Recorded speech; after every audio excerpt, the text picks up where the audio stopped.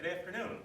Good afternoon. I'd like to welcome you all to our inaugural production here in Walnut Creek of Free Range Opera's For a Cause series. Today's production of Irene is benefiting the Career Closet, which is a nonprofit which provides business clothing for interviewing and for people who re-enter the job market and need professional clothes. We're happy to partner with them and give the net proceeds of our show here today to that charity. So you're all helping us in our mission. We'd like to thank you for that. If you're wondering how we can put on shows and give away our profits, is that Free Range Opera Theater, we raise money separately through contributions and benefit concerts like we did here last January to help us to have the proceeds to do all the things like rehearsal space, insurance, and all the things we need to be a viable theater company. So if you visit our website, you'll find out ways to help donate to our cause so we can bring another show back at Old Revival back next time and benefit a local nonprofit as well. I'd like to point out that the theater has the exits in the case of emergency. Please listen to the directions of the house staff. We'd like to thank you for coming to see our production of Irene, which was a show that held the Broadway record for almost 20 years, from 1919 until World War II. It has one of the most recorded songs in the history of covered songs for recordings, and you'll be hearing that in a bit, Alice Blue Gown. But the rest of the show is absolutely delightful, restoring it to its original American 1919 version with the entire score by American composer, ragtime named Tierney. So we hope you sit back and enjoy the toe-tapping wonderfulness of our production of Irene today. Thank you very much for coming.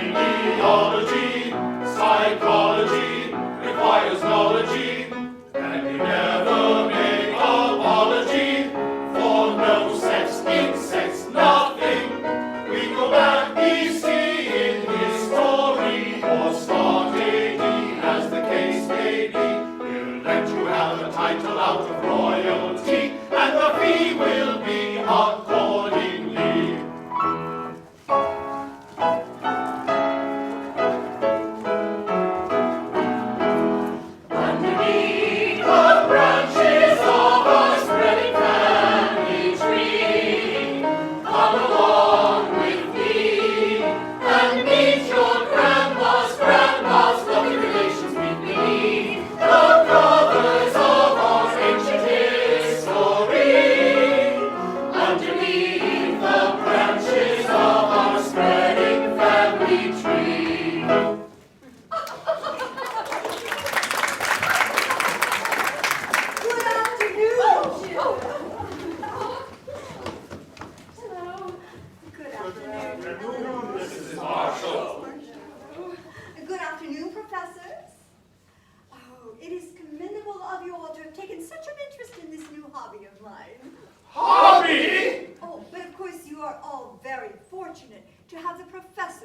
guide you in their wisdom. I've taken a great interest in this work, and it is wonderful to have you take it up with so much spirit. Oh, we couldn't do without it. It is so important to know who people are. No, for my part, if I liked a boy, I wouldn't care if he were from Ellis Island or if he were from Plymouth Rock. I think you were right when you called it a hobby. That's all it is, a hobby. Just something fun for us to think about.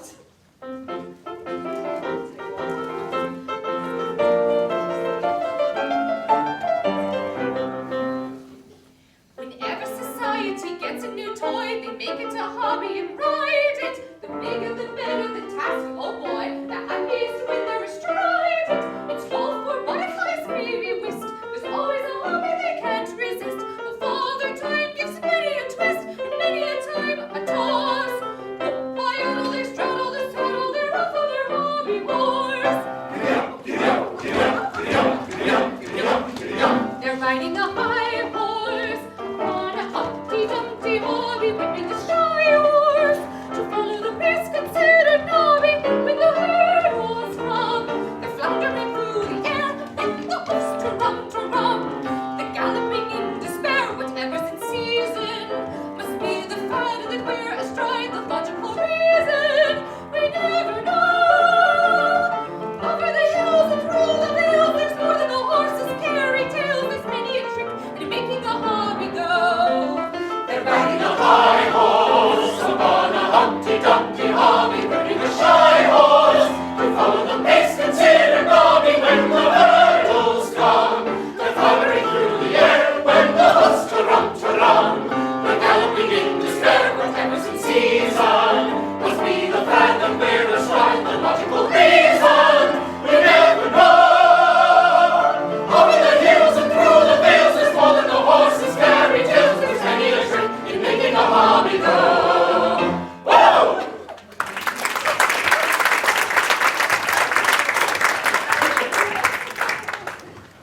Good afternoon, Mother. Oh, I had no idea you were coming home early.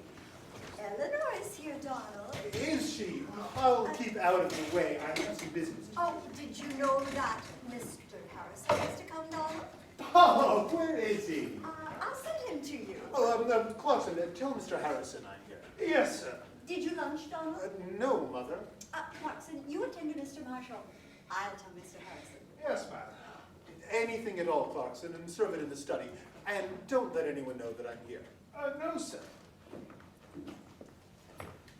Oh, Hello, Tom! glad to see you. You've been a stranger. Give an account of yourself. Well, I've been very busy in town. How's business? Fine. How's yours? Very good. As a matter of fact, my company's just put in a bid to build a new railroad through the island. I may be able to tip you off when to buy some property later on. Much obliged, but I'm afraid I can't take advantage of that. Any money I get will have to go straight back into my business. You know, it's funny. You and I brought up together and a good deal alike. That you should turn to selling silk and lace, and I iron and steel. Well, I couldn't sell silk. I suppose you couldn't sell steel. I'd be worthless at it. Well, what's on your mind, Bob? I wanted to ask your advice about a business matter. Maybe you can help me. I will if I can. Let's hear it. Well then, I was in London a year and a half ago. Yes. Buying goods for myself. While I was there, I did some business with a Madame Lucy, who was making the very smartest gowns in London, but wasn't well known. Well, I talked to Lucy about America and the wonderful prices women paid for clothes over here. And I said that I believed the gowns would be a sensation in New York. Well, you know how a fellow raves about this country over there. Yes. Well, imagine my surprise about 5 months ago, where I found that Madame Lucy was in New York. Over here to see you? No, we had corresponded at intervals, but Madame was here on business. Oh, I see. Been here about 5 months. Had a little shop near Fifth Avenue. History was repeating itself. Lord, Lucy needed everything. I felt responsible, and I imported a lot of stuff for the shop. That was 5 months ago. Madame would pay me back, but hasn't got it. Huh. The other day, I happened to think of your sister. Well, she goes everywhere. That's the secret of this business, to get good-looking young girls to wear clothes where other people will see them. Then they inquire who made them, and the ball is started. If your sister would just go to Madam, Lucy would turn out some gowns and would make this town sit up and take notice. Do you think she'd help us? My sister left 2 weeks ago to spend a year in South America with her husband. Well, that's the luck Madam Lucy has been playing in all along. I know so few girls. I'm a bad one to help. Does she owe you much money, Bob? Well, I'm not thinking of that. Madame Lucy doesn't make men's clothing. No, never mentioned it. I was going to say I'd give her my trade, but unfortunately, at present, there is no young lady I have the slightest excuse to buy clothes for. Now that's too bad. Will you ask Eleanor? I will if I get the opportunity, but, you know, Bob, it's a bit of a delicate matter to suggest to a girl that she change her dressmaker. She might think I didn't like her clothes. It's a shame the women don't know. Madam Lucy's a true artist. They would if she had a few more agents like you. I've seen Lucy's work. Few others have. That's the trouble. So we want some way to get the public's attention. I wish we could. Well, now that I haven't given you any advice, what help? Oh, yes. You know Bowden, don't you? J.P. Bowden? I know of him. I happened to run across him last evening. He's made an awful lot of money lately. I suppose you know that. Yes, I believe he has. Oh, the man is mad to advance socially. I took him around to the club. He met a few people. They were very nice to him. I've never seen a man more grateful in my life. He wanted to buy some stock for me. Oh, he asked me if I liked his car. He wanted to give it to me. Is it a nice car? Well, rather. Then he asked me to put him up for membership. At the club? Yes. When he found out I knew you, he asked me point blank to put him up and get you to second him. You know, the people who are nice to him will make a mighty good thing out of it. I don't want to make anything out of it. Oh, of course not. But I mean, he's a man to know. In a year or so, he'll get in anyway. Give him a hand, Don, by standing back him at the club. He's all right. I don't run the club. It doesn't belong to me. If you ask me to do it, I will. Thanks. He'll be tickled to death. Next thing you know, he'll bring his friends in there. Oh, no. He drops anyone like a hot coal if he can't use them. He's a nice little fellow to have in the club. Oh, he won't hurt us. Sponsor him, will you? He might be turned down, you know. Not with you behind him. Oh, Excuse me, sir, there's a girl from the store in the city to see about the seat cushions. so we'll get out, Clarkson. Thank you, sir. We had the veranda redecorated. Oh, I see. They made some mistake with the seat cushions. Well, they look all right to me. What would you know about it? Come this way, miss. Come over here. Miss, don't you remember? I brought down the measurements to you. Oh, yes, I remember you. Did you telephone the store this morning? Yes. Well, what seems to be the trouble? The store sent me down here to see what was wrong. They told me you said the seat cushions were too small. Yes. See, they don't seem to come out far enough. They were made exactly according to measurements. Mr. Marshall thinks they should be broader. Well, yes, I see what you mean. Well, they'll flatten out and be exactly right. If we made them any larger now, well, they'd sag over here later on. We always make them this way. I think you had best tell Mr. Marshall not to have them altered for a while, and if they're not exactly right in a short time, the store will make new ones, entirely new. Maybe you're right. We didn't think of that. If you'll tell him, please. Just a minute. Yes. It's certain if they're sat on, they'll flatten out considerably. They'll be just the fit. I think they look well, don't you? Oh, yes. It's the most expensive material we carry. Well, I'll report back to the department that you are satisfied. Very well. Oh, pardon me, where's Donald Clarkson? He's with Mr. Harrison, sir. I'll wait a bit for him. Very good, sir. Hello. Hello. It's all right, Clarkson. I know this young lady. I'll talk with her a moment. Yes, sir. Well, upon my soul, you little rascal, what are you doing here? Do you see what an impression you've made upon me? How long has it been since that night in Philadelphia? 2 years. 2 years. I recognized you instantly. What are you doing in this place? Where in the world did you go? We looked for you the next day, and you had disappeared. What was that other girl's name? Oh, it doesn't matter. What are you doing here? Why did you run off just as we were getting along so well, eh? I had a good reason. What? Never mind. What was your name? The same as it is now. Well, what is it?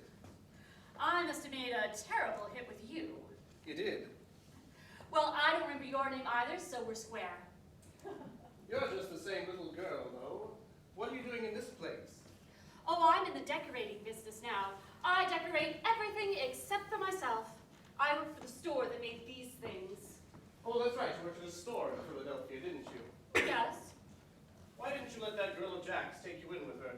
I thought that would make a very nice arrangement. Did you? The night I left you, I thought you had come to your senses. You're too pretty to work in a store. The next day I called the place where I left you and no one knew where you had gone. Don't you remember my name? Nope. It's Larry. Is it? What's yours? I ain't got any. Come on, sit down here. No, what do you take me for? Now, don't be unreasonable. Let Sit me down. go! No, leave me alone! You are much nicer in Philadelphia. Oh, please don't. Everything will be all right. You fresh stiff! That's your little game, eh? You're a little tiger, eh? Hello, Larry. Hello, Don. What's the matter? Nothing. What does this mean? This girl is from the store. Do you know her? In a way, yes. What does this mean, young lady? He tried to get fresh, the sneak. He's lucky he didn't get something he wouldn't forget. Well, I've nothing to say. I don't know that it's your affair. but it is. I am responsible for this young lady while she is here. Oh, that's the way it is, hmm? Well, of course, I didn't know that. Clarkson should have explained the arrangement to me. I came to you on business, but I see now I entered in a very inopportune moment. Please, pardon me. Good afternoon, young lady. Pardon me, young lady. Oh, I'm all right. Only, well, maybe I shouldn't be sitting here. It's a swell place and all. Oh, I'll tell everybody on both of you. Oh, your nerves are unstrung. Please, sit back and rest until you feel better. Oh, it's nothing. I won't tell anyone. The minute you get close enough to a man nowadays, he makes a grab for you. I guess the dancing craze may have had something to do with it. The thing that gets me is, I wonder if I look that way. I guess I must. Come, this will never do. Please, sit back quietly and rest. I can't stay here. I insist upon it. Do you have to go back to the store? Oh, no. They let me off early to come here. Oh, gee, that man was strong. I guess it's a good thing you came in when you did. I'm glad I did. I wonder what men would think if we mauled them around that way. I'm sorry. Larry's always been a friend. Maybe that's his way of being friendly. How well do you know him? You'd have thought I knew him pretty well, wouldn't you? Well, I just met him once, 2 years ago in Philadelphia. Well, please don't go. You're not in a fit condition to leave. Won't you sit here?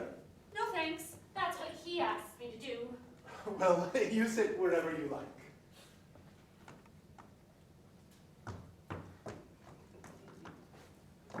Yes, sir.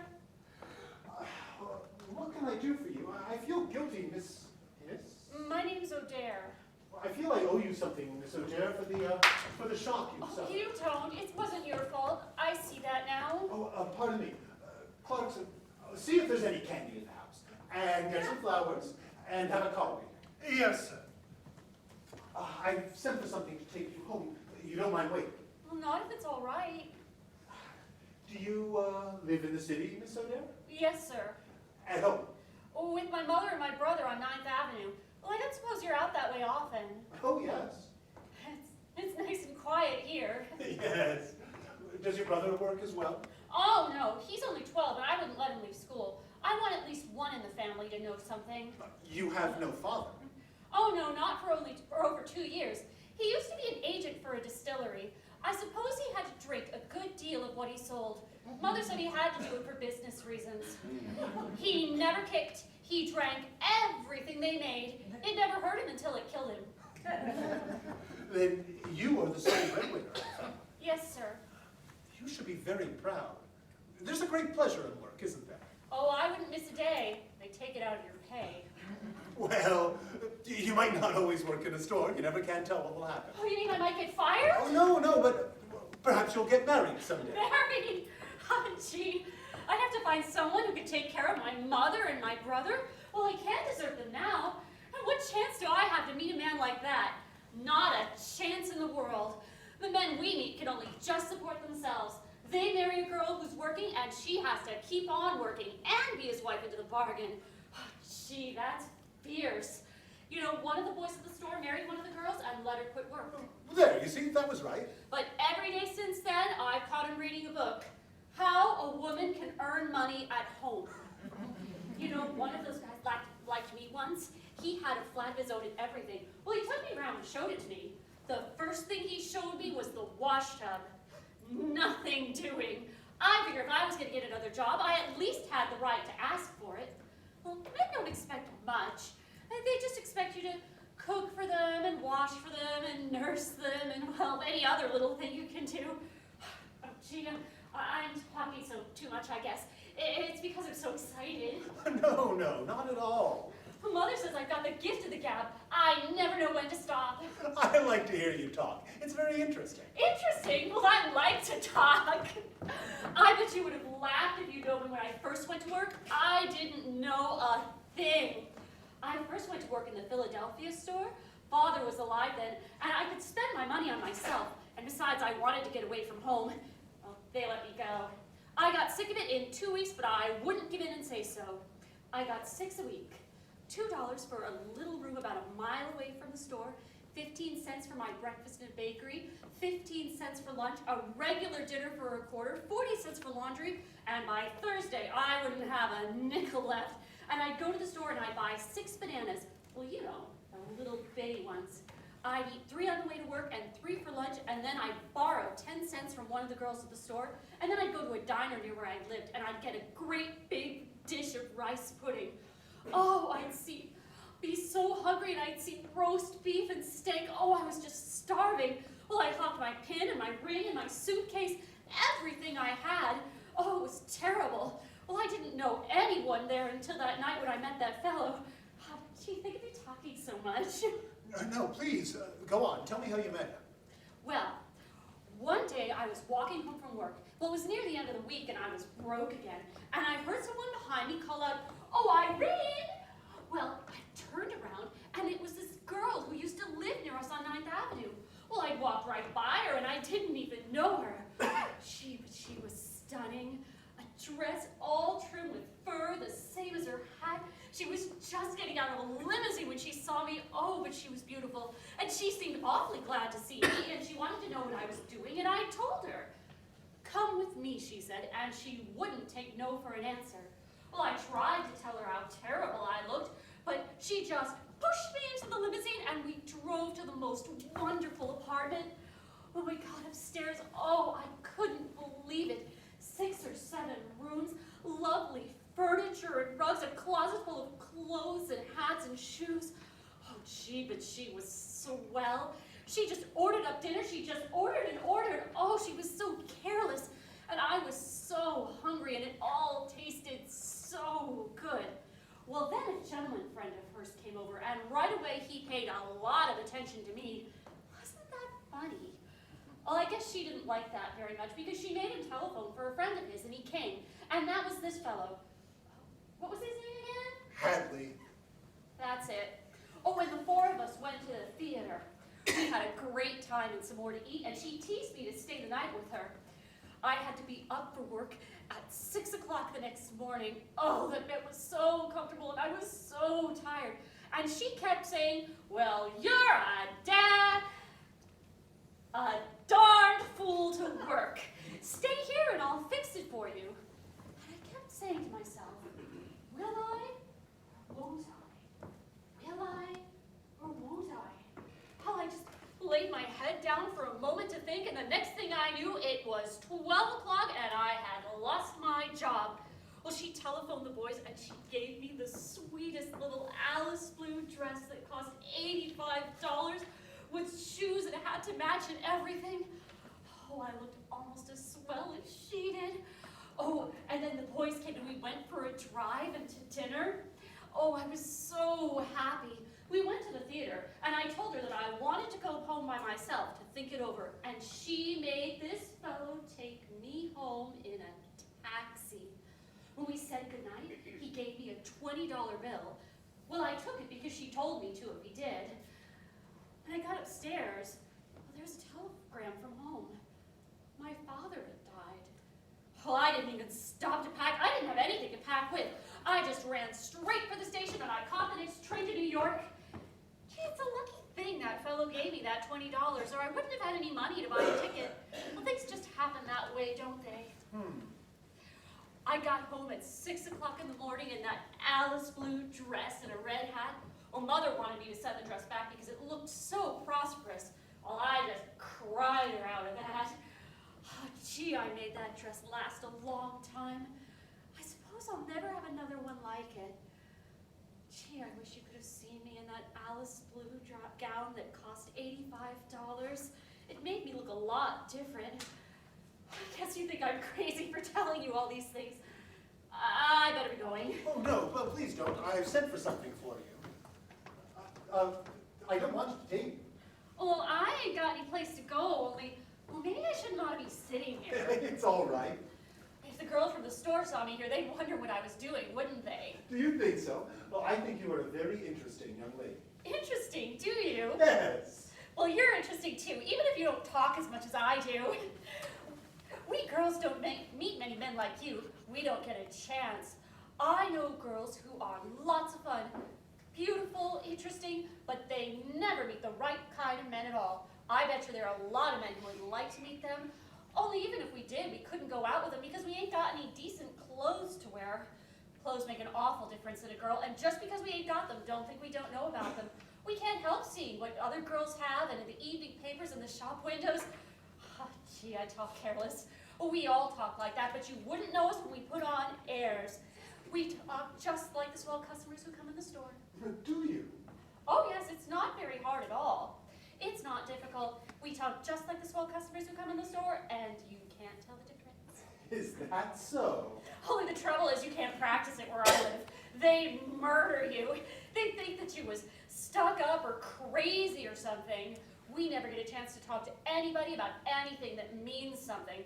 All we ever talk about is what happens to us and who are we.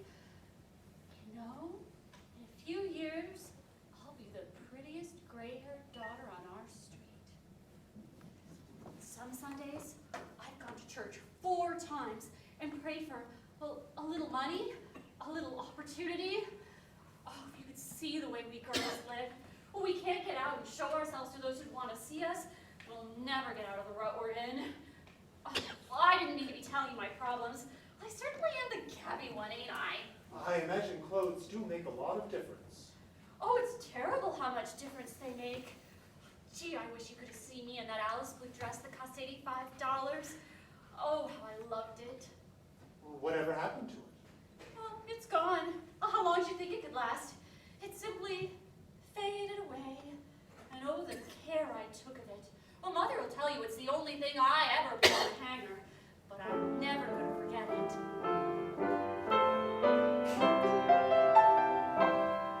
I once had a gown, it was almost new.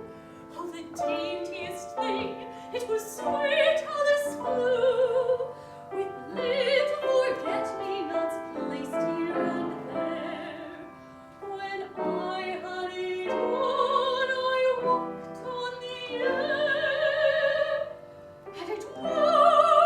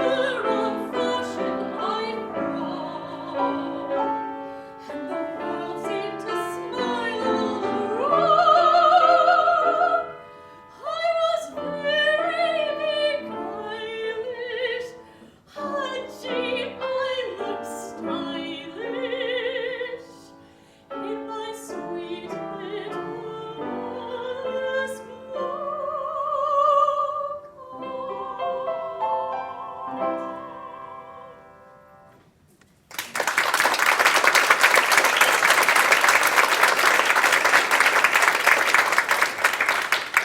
wonder how you would look in a dress that cost $200 or $300. Oh, gee. Smart hats, shoes, everything. I think you'd look stunning. Oh, you don't know what you do to a girl when you talk about those things. It's about time for dinner, isn't it? You know all my weak points, don't you? Pardon me. Oh, you mean I could go now? No, please. As a matter of fact, I think it would be very nice if you had dinner down here. Oh, no, I couldn't do that.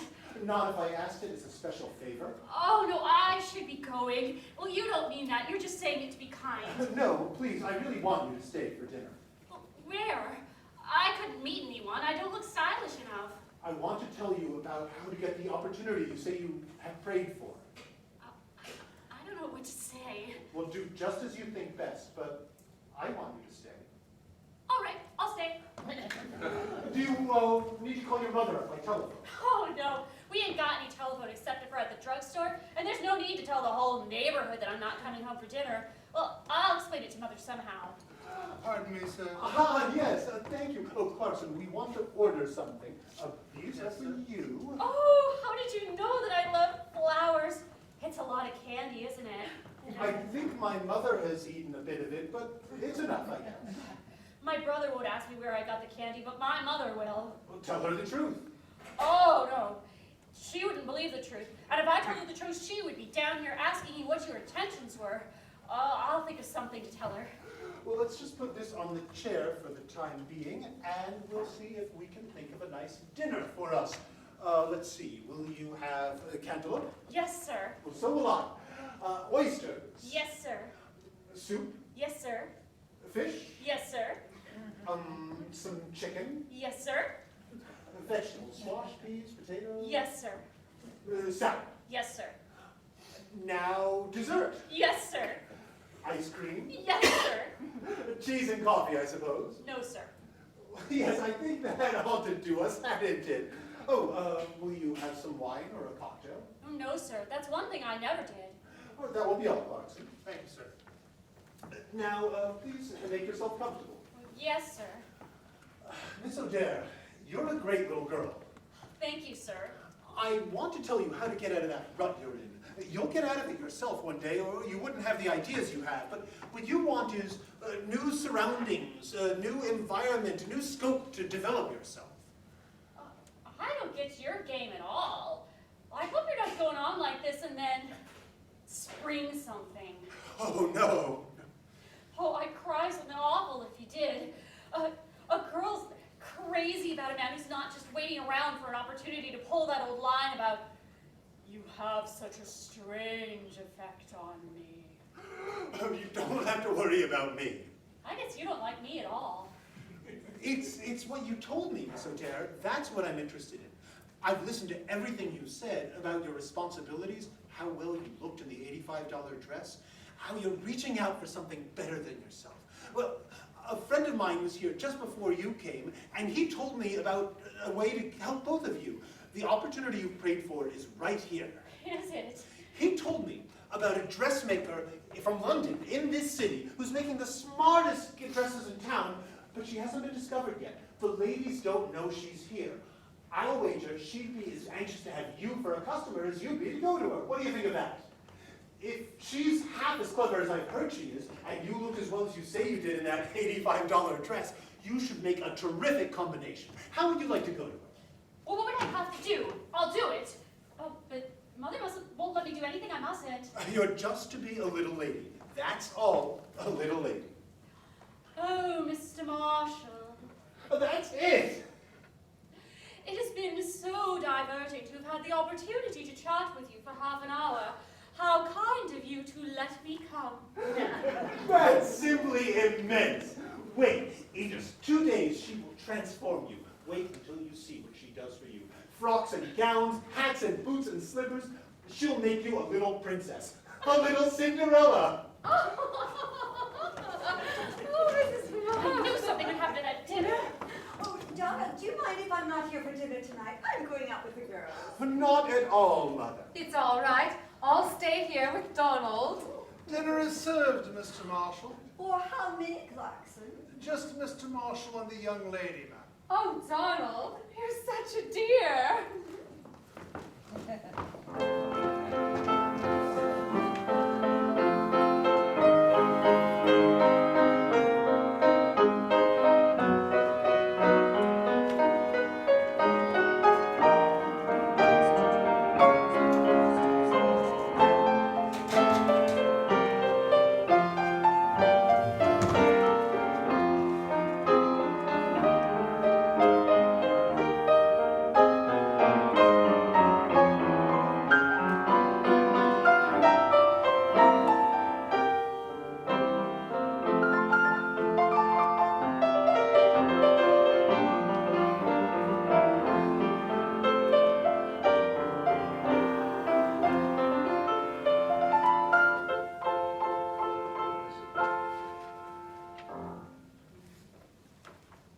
Where are you going, Irene? Well, off to see Helen and Jake. Oh, put the flowers in water and don't let Johnny eat too much candy. I will not. I've sent him to bed. Where did you say you got the candy and flowers? From the manager at the store. And why did the manager at the store give them to you? He offered a prize to the smartest girl in our department, and that was the prize. Oh, he did. But, Mother, I want to leave the store. What for? For being the smartest girl in your department? Well, no, but it just proves to me that, well, there isn't a chance for a girl at that store. I've heard that 1,000 times. Well, you want me to have a chance, don't you, Mother? A chance for what? To improve myself. I don't know what you're talking about at all. Well, you see, I could go to work for a dressmaker or a milliner or something like Oh, no, that. sirree, young lady. You can save your breath for something else up when we put on that at once. You do nothing of the kind. I wouldn't allow you to do that any more than I'd allow your little brother Johnny to be a paying teller in a bank. A human being should never get accustomed to what they haven't got. Just as you say, Mother. That's what the girl on the floor below did. She was a model for clothes and hats. It was her ruin. She got used to fine feathers and wanted to be a fine bird. Well, from all I hear, that's what she turned out to be, a bird. You know best, Mother. Of course I know best. You must remember, Irene, it is because you're army daughter and I love you that I want to know what you're doing. I understand, Mother dear. Get out of that. That's what your father used to do. Good night, Mother. Helen? Helen? Jane? Jane! Hello, Irene. Hello, Irene. Did you just get home? Yes. What kept you so long? Oh, I've been on a real adventure. How? What? I met a feller. When? Where? Well, down to the place they sent me to this noontime. Ooh, a swell. Was he nice? Is he rich? Well, he owns the place, I guess. Well, what do you think of that? What did you do? Talk. Was he stuck on you? Do you like him? Oh, it isn't like that at all. Well, then what did you talk about? Oh, the most wonderful things. I'll tell you all about it tomorrow. Mother mustn't hear us. Well, I tried to tell her, but she wouldn't hear it. Helen? Jane? What? Do you want to give up your jobs at the store? What for? Wait a minute, don't interrupt her. We could go to work for a dressmaker who has only just come from London. We're to wear wonderful clothes and to meet ladies and gentlemen, and no one is to know who we are. It's a cinch no one will know who we are. Where do we go? When do we go? I'll tell you exactly what you are to do. Are you sure it's true? Oh, it must be. Well, I can only tell you what he said. What did he say? Oh, I remember every word. Just wait. In 2 days, she will transform you. Just wait and see what she will do for you. Frocks and gowns, hats and boots and slippers. She will make you into a little princess, a little Cinderella. Irene!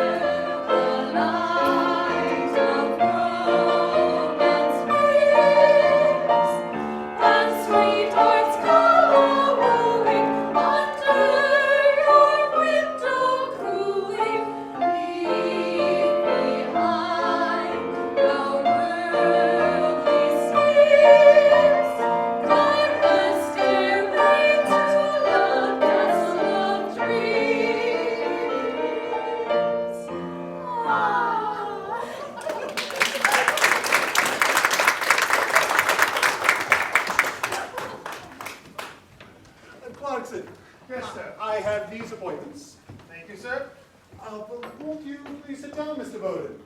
I hope you'll pardon my calling, Mr. Marshall. I got the Jefferson property below you. We're neighbors now. Yes, I know. Called to say that I think it's handsome of you, Marshall, to do what you've done for me. To be introduced into an exclusive club by a man of your position means a lot to me, and I'd like to do something in return.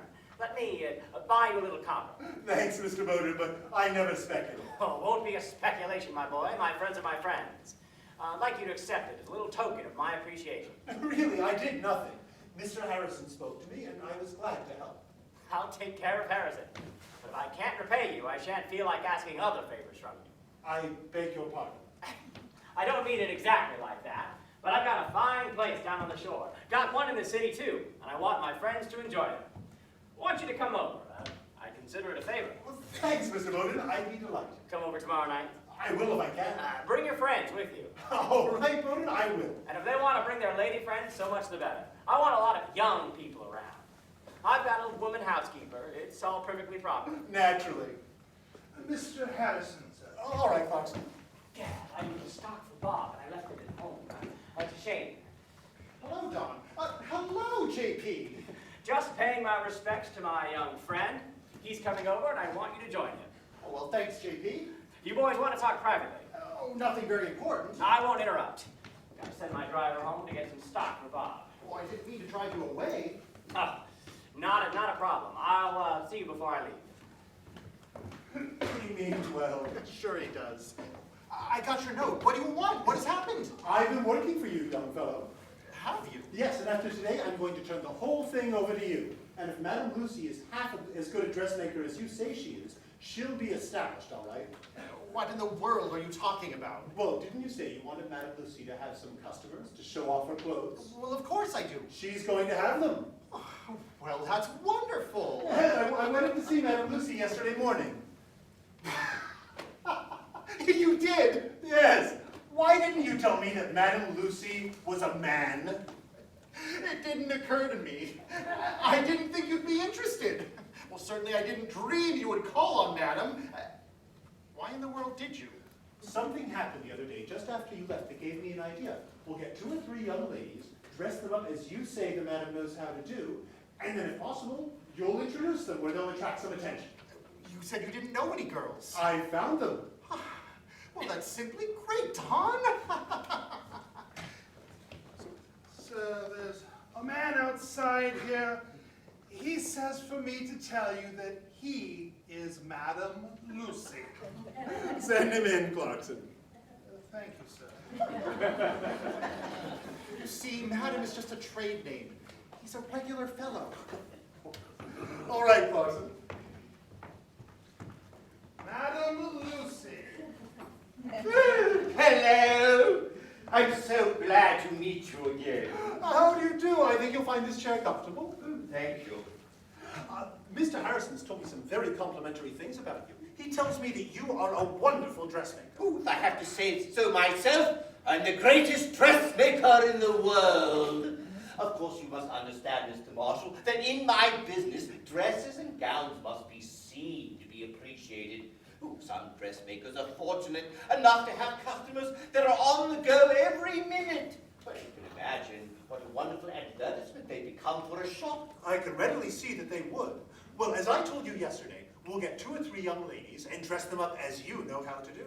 Oh, that's simply music to my ears. Oh, can you get them for me? Absolutely, I've got them. Oh, Mr. Marshall. No, don't thank me, but well, that's why I wanted you to come here to meet them. I wanted to explain about them first, and well, if you'll pardon me, I don't exactly feel at home at a dressmaker's. You don't? No. Why not? I don't know, but I don't. Madame Lucy, do you know that in department stores, in offices, there are thousands of pretty, beautiful young ladies. They're beautiful even in the poor little dresses they can afford. Think of how they would look in one of your gowns, hats, furs, all the things you know of to enhance their simple beauty. I don't know. They might look terrible. Could you wish for a more attractive customer than Miss O'Dare? Oh, that's entirely different. She must be exceptional. There are thousands like her. The pearl remains in the oyster until someone opens it. How is Miss O'Dare going to turn out, by the way? My dear man, just wait until you see her. You have great perception. You're really brilliant. She'll be here, and you'll be simply amazed. Positively amazed. So there's a Miss Cheston and a Miss Gilmore. They say they were asked to call here. In about 2 minutes, Clarkson. Yes, sir. Miss O'Dare has found you these two customers. She's written a sort of description of them, which may save us asking questions and help us out a little. Miss Helen Cheston, department store, jewelry. Pretty good speech if she cares to use it. Dances very well. Lives at home with her mother and father on 9th Avenue. So much for Miss Cheston. We'll have a look at her presently. Miss Jane Gilmore works in an office, went to Vassar College for 6 months, until her father bought a minor league baseball club. Plays bridge, golf, polo, all those games which they say require brains. Well, I think we better have a look at them. You look them over, and if you think they will do, offer them $25 a week. Try it for a month anyway. All right, Clarkson. Mr. Marshall, you've just taken me off my feet. Oh, no, it's all right. If all goes well, you can pay me back later. Oh, but you're so generous. I feel I must show you how grateful I am. I'll take your word for it. Miss Gilmore and Miss Cheston, sir. Good afternoon. Good afternoon. Come in, come in. Don't be afraid. This Mr. Marshall? Yes, yes, please come in. Are you Miss Cheston? Yes, sir. Then you must be Miss Gilmore. Yes, sir. This is Madame Lucy. How do you do?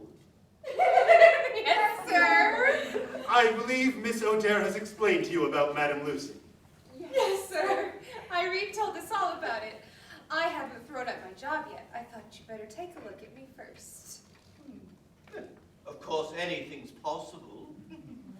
Say, what kind of a job is this? You are to become a customer of my shop. You are to wear the most gorgeous gowns. You will attend parties and events. I'll make you the talk of the town. What do you think? Don't you want to become a customer of Madame Lucy's, the same as Miss O'Dare? Oh, yes, sir. I'd like to if I can. Well, make up your mind. I don't want any indecision. Yes, ma'am. Yes, sir. I don't know what I mean. Well, you're very quiet, Miss Gilmore. Yes, sir.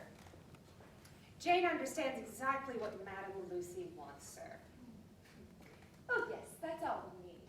A little scope, a different environment, some uplift to take us out of the narrow circle in which we are forced to live. That means she'll do it. I understand everything she says. What salary do we get? Jane. Make your arrangements with Madame Lucy. $25 a week.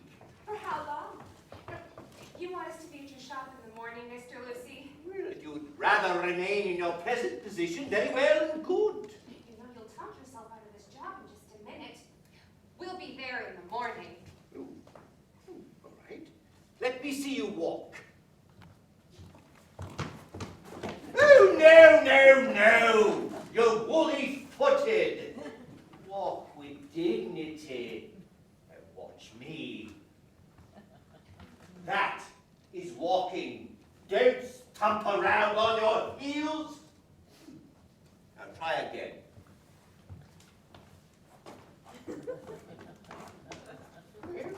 That's better. And learn to dress your hair. Give the public what they want. My mother used to say that to me. All right, again.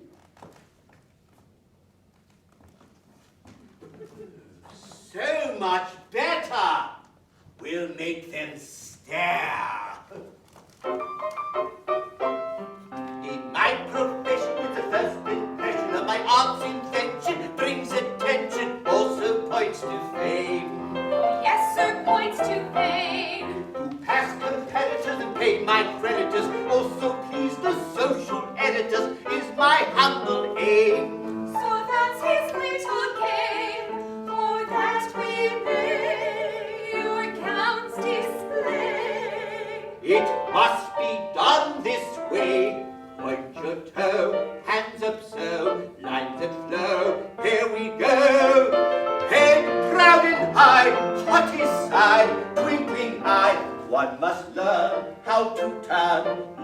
charm to your gown. If in society, high society, one would seek improvement, use propriety, great propriety, in each little movement. Like this, like that, now up, now down. You'll be, if you follow closely, the talk of the town.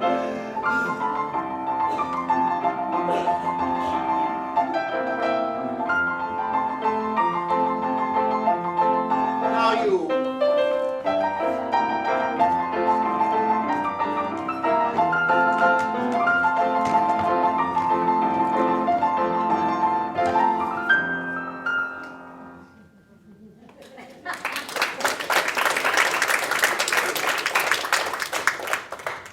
Oh, there's so little to work with. Why do they always give me such challenges? Woo!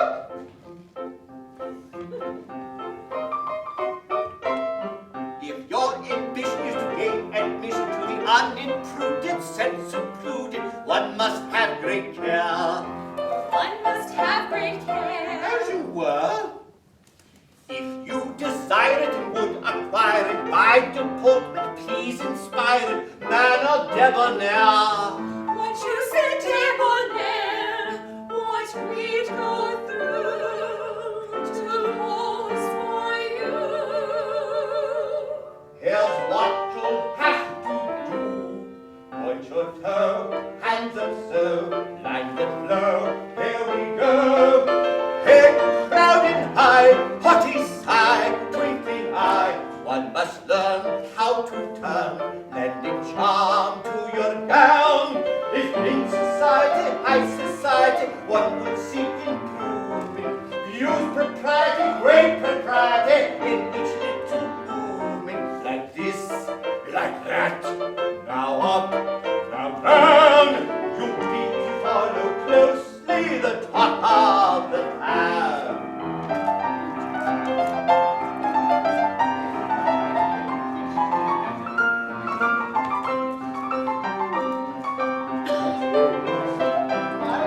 Back. Yes, that's good.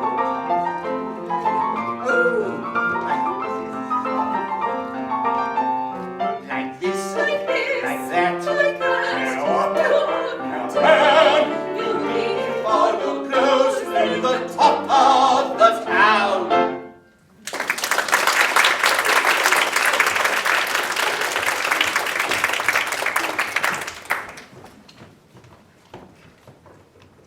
What are those little tramps doing here? Please understand that one of those little tramps went to Vassar College. Well, it's a terrible reflection on Vassar. Why did the madam bring them here? The madam met them here. What?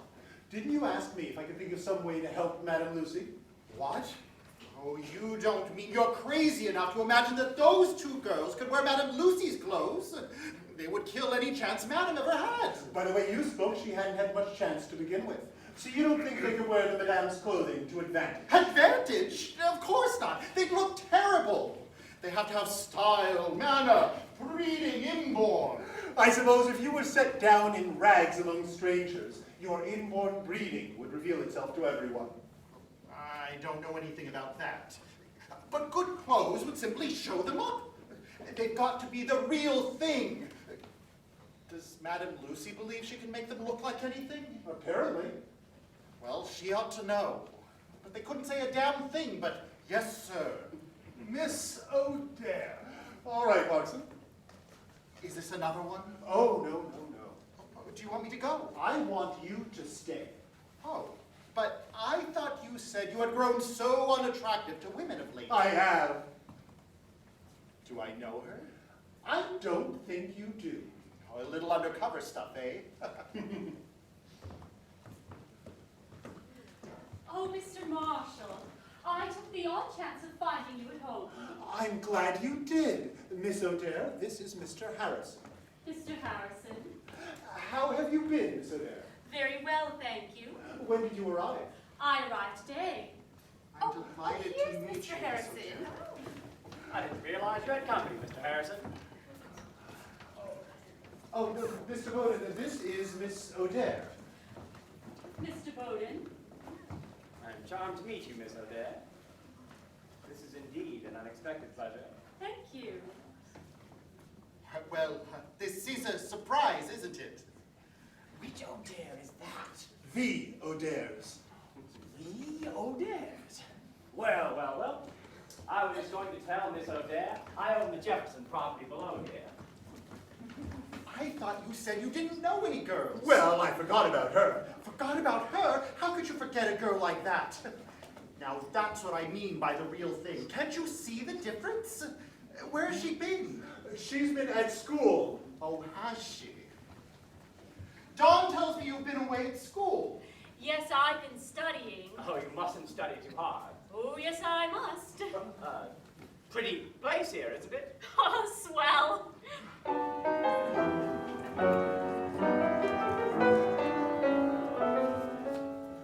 This meeting completing my daydream has made all the world seem garden fair, with sunshine and laughter around me.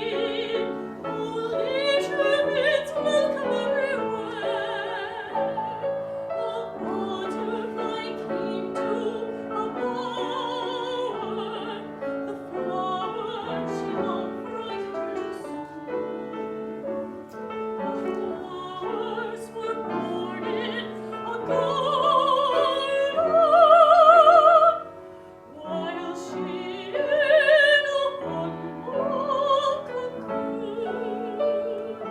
To be worthy just a little while of the sunlight of your gentle smile, all you ask for, any task for, I would give, yes, my heart and all away. But remember, then will not fly, rushing water in the garden, flowers bright as any flower, might be anything lower, would water there in a garden fair, so she must fly away.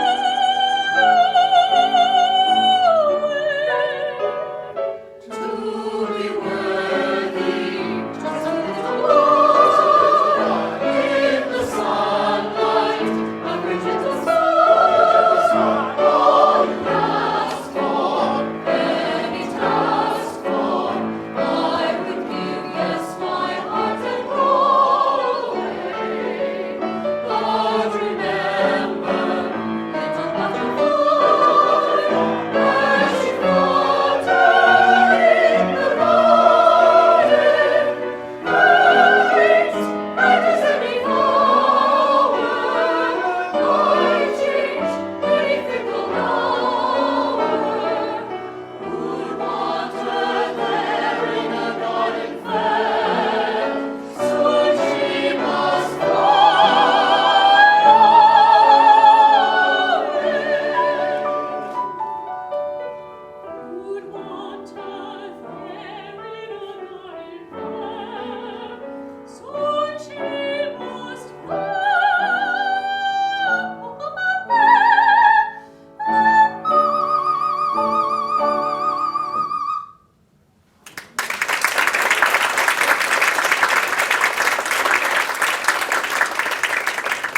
Won't you please sit here, Miss O'Dare? I say, Dawn, they've made these seat cushions all wrong. They're not wide enough. Well, that's what I said. Of course they have. Don't you think so, Miss O'Dare?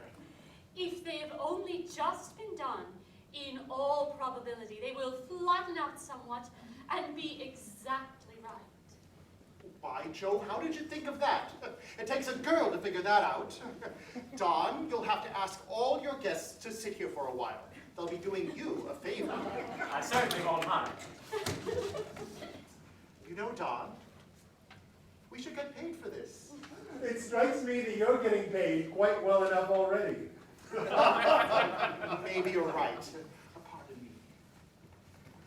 Oh, she's a dream. She has a mind like a whip. Did you notice how quickly she figured out about that seat cushion? She's a marvel. A marvel? She's wonderful. How long have you known her? I don't remember. You don't remember? Oh, you're a heathen. Oh, good Lord. I say, have you already taken possession? On the contrary, Miss Adair has taken possession of us. Yes! And we're never going to let her run away again. No! She's here to stay, and now we have her. We must hold her here to stay. She's just the spice of life, and twice her weight in gold. She's worth to hold. Where does she live? I'm very certain I've seen her somewhere before. I'll say one thing. She has a way of pleasing the men. Words never could express my grateful happiness. If I made an impression on friends all so kind, the love in my heart is the wish of my mind. Just as you are, my dear, we are charmed overjoyed you are here. You're a debutante clearly, a vocomer really, just as you are, my dear. Through the mists of years, with her hopes and fears, and the times of light and shade, it is sweet to gaze on those bygone days when friendship first was made. I wonder where has she been? What is she doing here? And I wonder how she met Mr. Marshall. Where does she live? Well, we could very easily find out. Haven't you been here before? Oh, I just dropped in one afternoon in my sweet little Oscuga. When I first wandered down into town, I was both proud and shy, as I felt every eye, and in every shop window I'd grip, passing by. Then in manner of fashion I frowned. She frowned, and the world seemed to smile all around.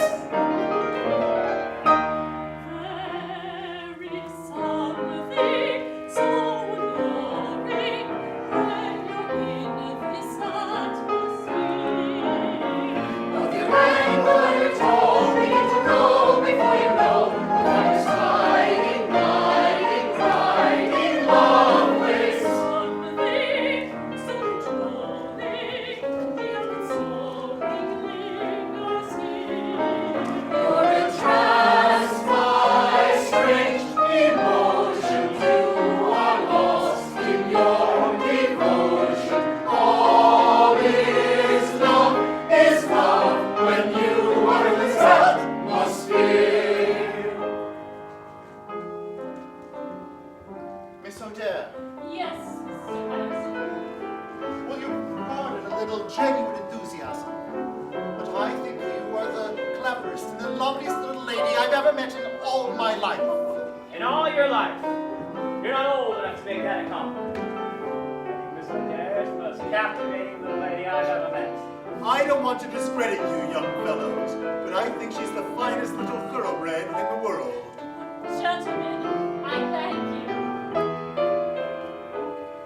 For the world is befriending, what really ending Of the sweet little Alice of my sweet little Alice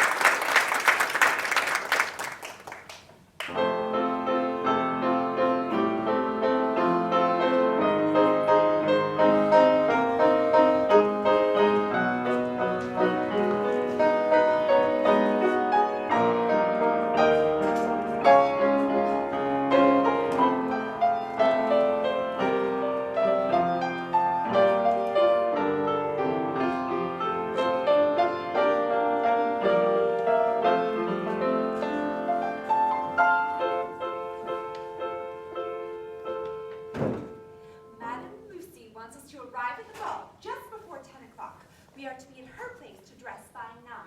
Did you see the new dress and wrap Madam made for Irene? Yes. Did you see mine? And mine! Oh, Madam is to be there with us. Mr. Bowden invited her. Shh! Mother will hear us. What time will we get home? Now, Irene, this is a special occasion. Oh, yes, I know, but... Well, Mother said I could sleep here at Jane's. That part's all right. What did you tell your mother? The same. Going to a movie and stay at Jane's. Oh, I hope we don't get caught. It's time to start. Oh, you and Helen go on ahead. I'll meet you at Madame's. I have to stay and say goodbye to Mother. She is so suspicious tonight. What's the matter? The rent was due 3 days ago, and I had the money right on time. So did I. Well, that never happened before. Well, then I got Madame Lucy to give me a dress for Mother. Well, you know it cost. Well, and a hat to match. I told her I got them cheap at the store because I used to work there. Well, she believed that, but... Oh, she's so suspicious. If she ever catches... Worry. We'll all stick to the same story. We are posing for artists. If we ever have any daughters, imagine them trying to put anything over on us. Irene! Oh, we'll go on ahead. We'll meet you at Madam's. Irene, Oh, yes, Mother. where's your friend Jane? In her room. Where are you going tonight? To a movie. And what time will you get home? Early. Dear, oh dear, may the Lord have mercy on me. Oh, whatever in the world is the matter, Mother dear? I don't understand things at all. Things are so mysterious. Everything was all right when you worked at the Star. Well, you mean everything was all wrong? Well, we had to have more money. Somebody had to pay the bills. You have a very neat way of shifting the blame on me. Oh, Mother. Well, I don't blame you. I don't want things to be mysterious. I don't want to keep things from you. Oh, you remember I begged you to let me go to work for a dressmaker. It was a great opportunity Stop for me. right where you are. You never can do that. Well, then I won't speak of it. So I went to work posing for an artist instead. But you've changed so. You talk different. You're getting stylish. Oh, Mother. Well, Jane went to college. You should be glad that she's kind enough to teach me. Think how she's increased my vocabulary. If she can talk any better than you can, she's a wonder.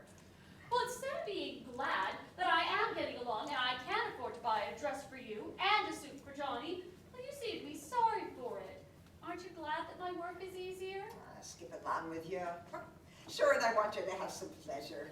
Everything I'm doing for you and Johnny. That's what your father used to say when I'd help him up the stairs. Good night, Mother. Good night, Irene. Be a good girl. I will. There's a castle in our dreams where we place our hopes and all our fancies, where the light of romance lives, and we are following on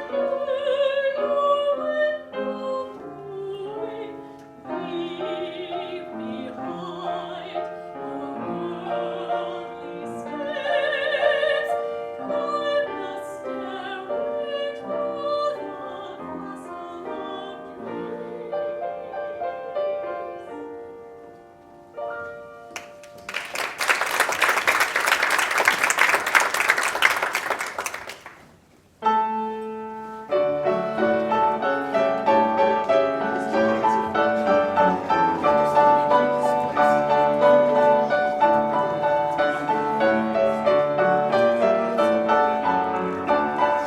It's Odin this and Odin that, from the Hornbolt boy to the diplomat. He's so voracious, so ambitious, at each function they're officious. We're beginning now to see we're having too much Odin.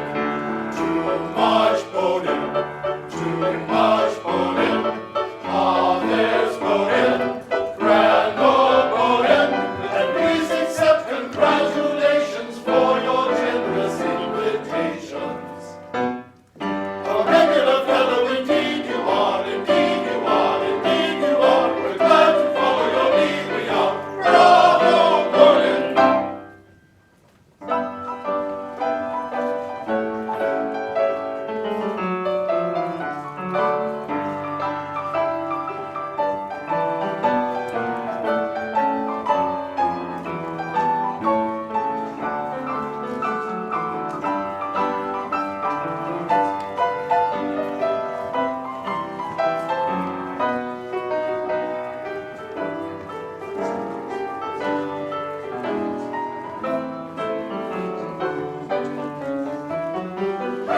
Fascinating, fascinating style, and what a host is he!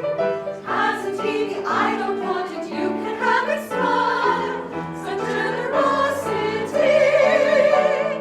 Everything he touches turns to gold, he's noted for his charity. You'll admit, by the way, those are fine words to say, if we need it, JP. I believe in giving freely. I do, I really do. My deeds are made sincerely. I loan with interest too. I've bought more bonds at 5%. the banks can prove the facts. And I gave my government thousands when I paid my income tax. And that's the kind of a man he is, and that's the way he goes. Spending and lending and giving away, doing all good and be busy all day. So that's the kind of a man he is, a spendthrift and a sport. He's a nice little fellow to have for a friend. But don't let yourself get short. It takes all sorts to make this world go round and round. Why should we object to the ones we found? Till one knows already well, it's true, one never can tell. It takes all sorts to make this world go round.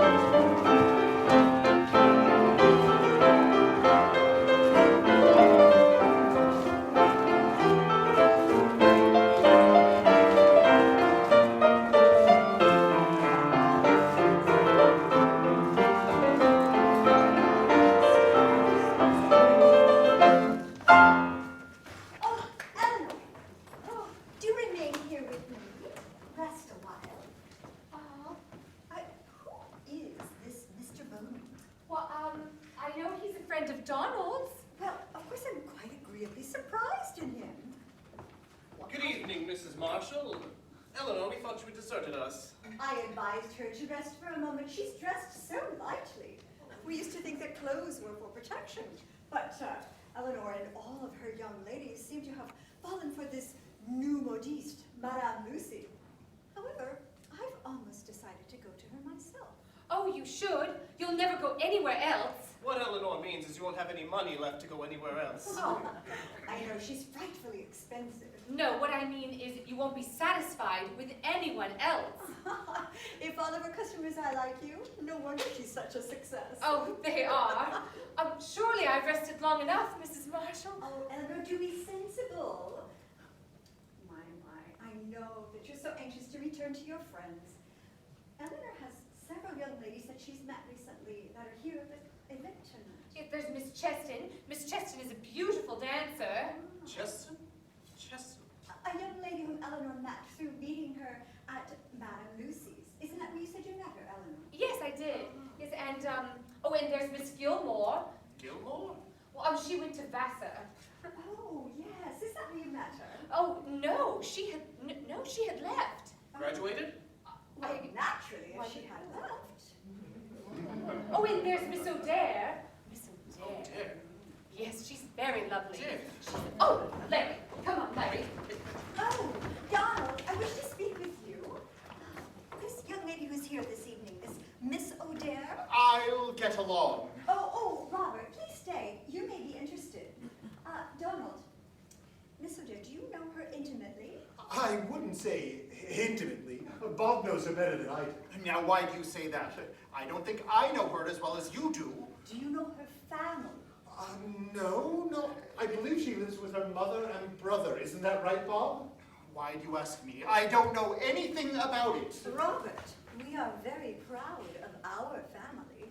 Justly so, Mrs. Marshall. I promised to meet Mr. Bowden. You stay right here. I am quite convinced that you know nothing of her. Donald, Miss O'Dare comes from a great and noble name. It is a distinguished family. It is a name of great antiquity. Is it? This sketch was made for me this afternoon. Look, you see the coat of arms? Well. The O'Dare family, founded by Michael Cormac O'Dare, son of the King of Munster, 177 A.D. Well, what do you think of that? It surprises you, doesn't it? We didn't dream of it. Where did you get it, Mrs. Marshall? The Genealogical Society. The O'Dare tribe... Tribe? The O'Dare tribe occupied all the vast territory now owned by the other clans of Tara, the O'Connells, the O'Briens, and the O'Haras. Well, of course, if it's got that in it. Is it authentic? Authentic? I paid $500 for it. Must be a good one. Mother, what do you ask for when you want one of these things? I asked for a sketch of the O'Dare family, and I offered to pay $500 for it if it were satisfactory. And what do you want me to do with it? I want you to pass it on to Miss O'Dare. No, Bob, you do it. Oh, no. Ask her pardon, please, that it's apparently a presumption on my part to do this, but the first time I saw her, I knew she was an aristocrat. Well, that's fine of you, Mother. But remember, I must be given the privilege of introducing her to society as one of the O'Dares of Ireland. I wonder if the damn thing is any good. It cost $500.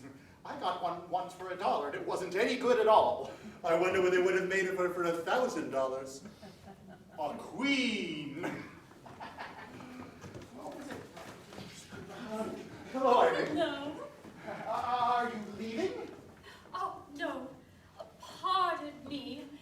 It has been such a diversion to have had the opportunity to chat with you for half an hour. How kind of you to let me come. Au revoir. I want to talk to you boys for a minute. What's the matter? Oh, nothing.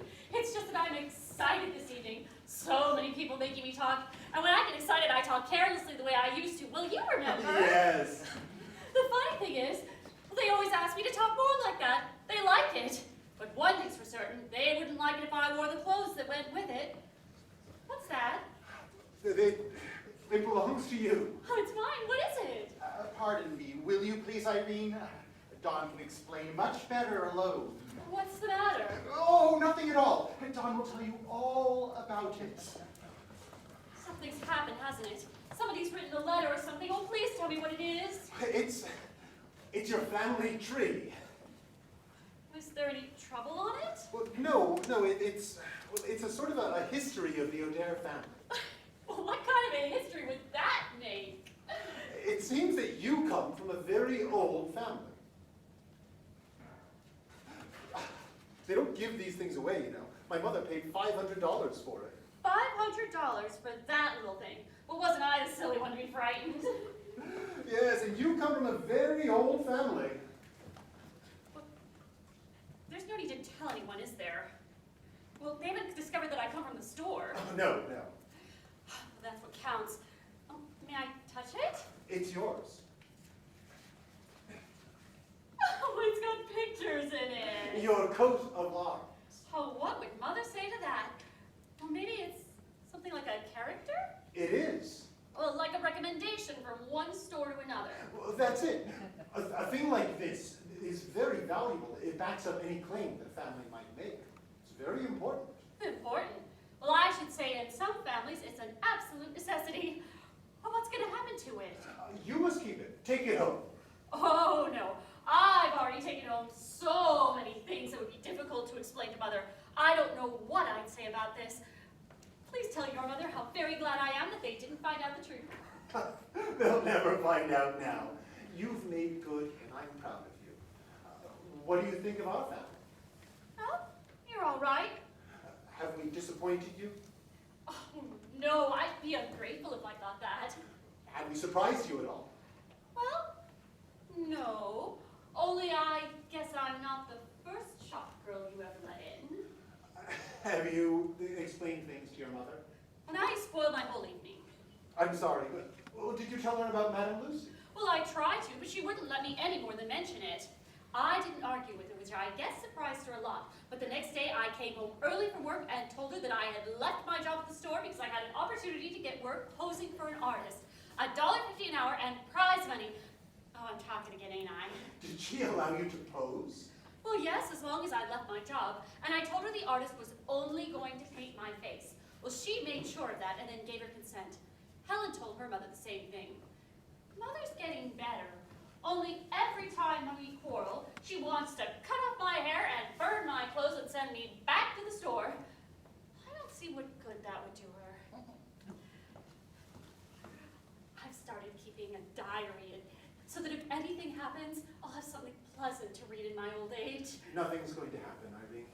Well, it will if we throw our chances away. stuff. Oh, yes, I must. What do you mean? I don't know what I mean. Well, you don't know me very well. I'm not the same with you as I am with other men. Well, I can't pretend with you. You know what I was. I've often wondered what you thought of me masquerading. You know? That's it. Every time I've thought of you, I wish that I wasn't masquerading. I wish that it was real. Michael Comic O'Dare, the O'Connells, the O'Briens, the O'Haras.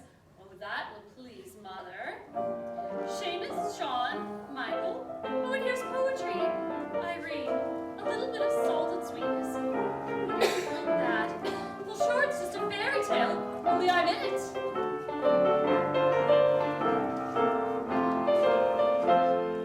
Once a king of Normandy,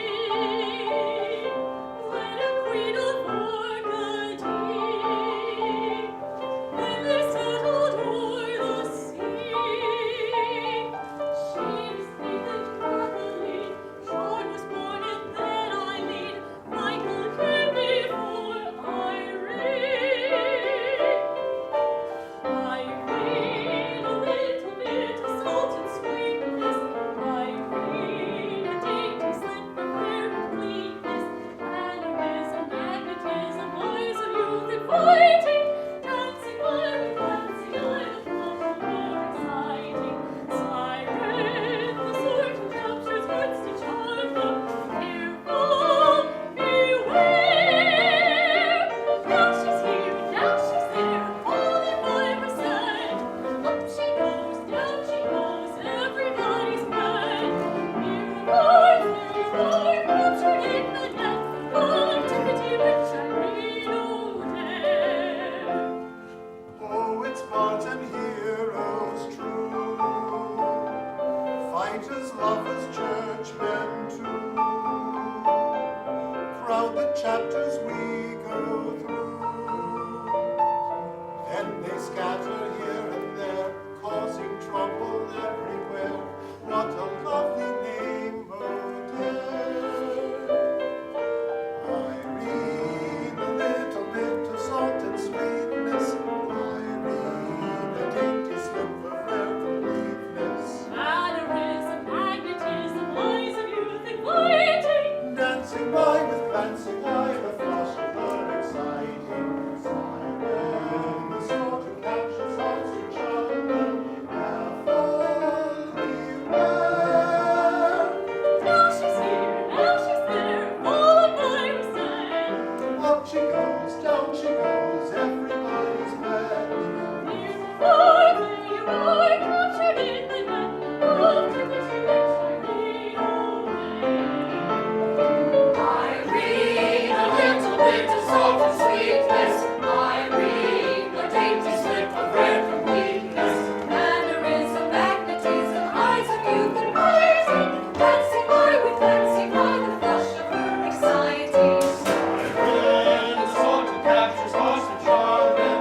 Careful, beware. Now she's here, now she's there, followed by her set. Up she goes, down she goes, everybody's met. Near or far, there you are, captured in the net of activity which Irene O'Dare.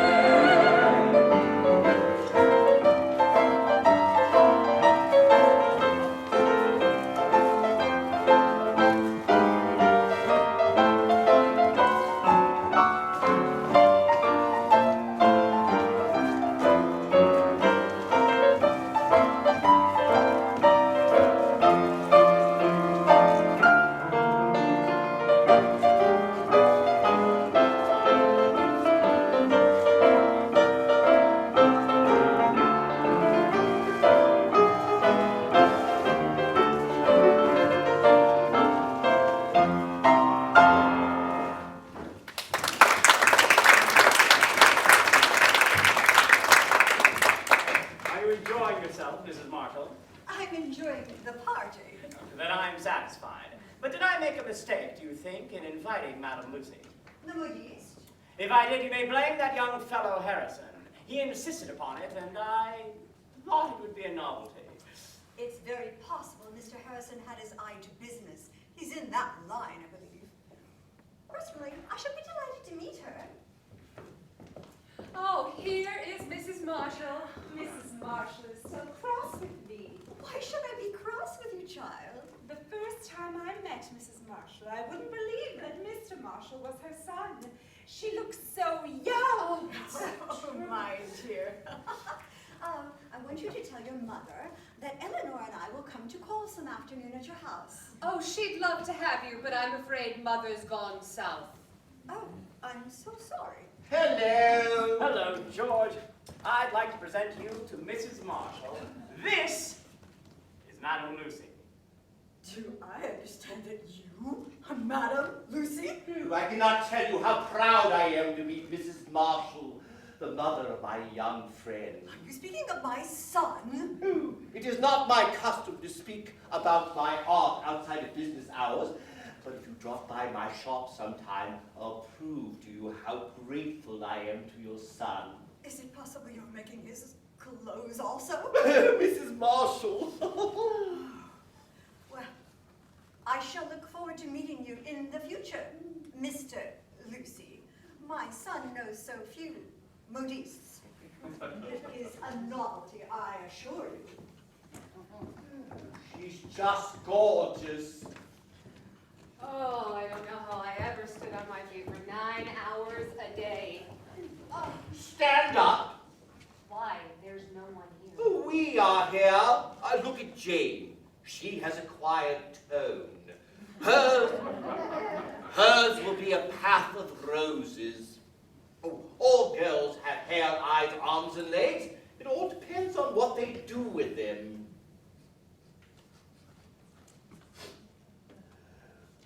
You've drunk something tonight. Just a little. Oh, I'm ashamed of you. Your youth and beauty is all that you have. See that you keep them. Oh, don't think that I'm scolding. I'm very grateful to you. Well, you won't need us much longer. You're now being advertised by all of the best people in town. You may stay with me as long as you like, but now is the time for you to marry. Well, I could marry tomorrow if I were to move to Kansas City. What are you doing? Holding out for Chicago? I want him to move to New York. You'd be doing him a favor. A husband should be chosen not by geography, but by arithmetic. May I ask your matrimonial intentions? I shall remain single as long as you do. The next time you make an important discovery about yourself, please do not include me in it. Don't you know that we're mad about you, Madame Lucy? We love you more than anything in all the wide, wide world. How is that you understand? If you don't, now get away from me, or I'll tell you you're both a couple of little flirts. We don't want to marry anyone. We want to be with you. You're just the sweetest old thing that ever lived. In another minute, I'll grab you around the neck and disgrace myself. And now, stop. You're a monster. Maybe so. But if you girls get fresh, I'll have to fire both of you. Well, I have to draw the line somewhere. If I didn't, my business would go to the bow wow wows. Now, don't let that ever occur again. And if you're very good girls, someday I may let you get a little reckless. Oh, Mr. Marshall. Oh, no, there, George. I'm so happy. Have you read of my good fortune? Have you seen the ladies' magazines? I didn't know there was anything in them to read. Oh, I mean the sketches of my gowns. The one that Jane wore to the dinner party and the frock that Irene wore to the races. It just crushed them, that's all. I'm the greatest dressmaker in the world. Oh, I understand. And I owe it all to you. Why don't you thank Bob? Are you making much money? Money? I don't care for money. I'm an artist. I'm the greatest dressmaker I in the know, world. George. You're wonderful. The wisest man in Jericho made a remark we very well know. It's clothes that make the man. It's clothes that make the man. Including the lady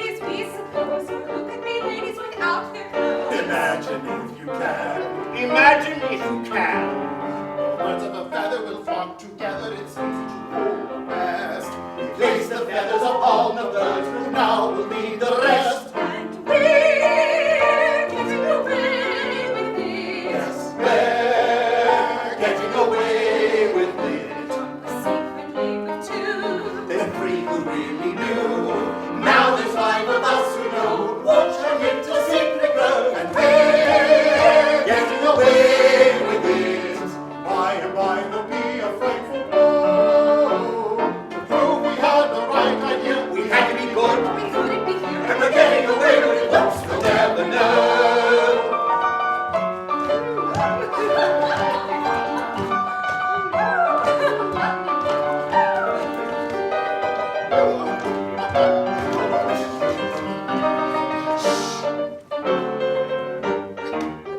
Yes, we're getting away with it. Yes, we're getting away with it. It's trying on us girls to meet these dukes and earls. And one is already quite annoying. We see Richard and George. And we're getting away with it. Wouldn't quite believe it really, sir. The Ranger Boots and the Tipsy Boys have made us several overtures. And we're getting away with it. Whoops, they'll never know.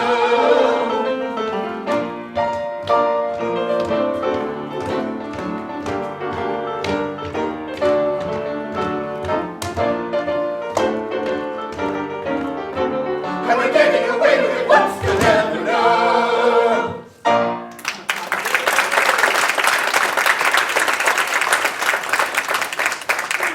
I wonder what would happen if they did find out.